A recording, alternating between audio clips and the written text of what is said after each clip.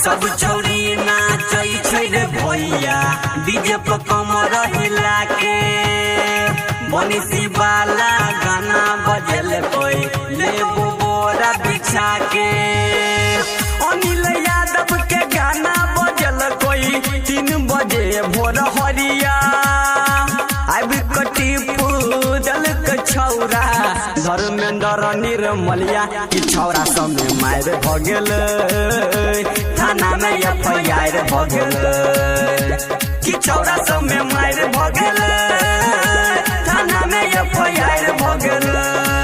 अभी आप सुन रहे हैं तेनवाही से माँ दुर्गा म्यूजिक की प्रस्तुति। डीजे विकार थाना में एफआईआर भ गेल थाना में एफआईआर भ गेल।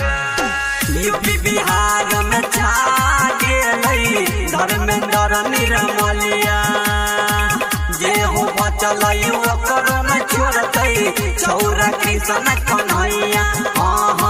यूपी बिहार में छा गेलै धर्मेंद्र निर्मलिया अपना मोबाइल में सब बजब लगल गाना छौरी मौगी से हो सुन के होई गईल दीवाना कि छौरा समय मार भ गेल थाना में एफआईआर भ गेल कि छौरा समय मार भ गेल थाना में एफआईआर भ गेल। अभी आप सुन रहे हैं तेनवाही से माँ दुर्गा म्यूजिक की प्रस्तुति। डीजे विकार थाना में एफआईआर भ गेल थाना में एफआईआर भ गेल। अनिल यादव के हिट भेल गाना चुमा लेने रहियो नहर पर बैठ के बिना दहेज के बियाह क लेल कोई रति से राजा सट के।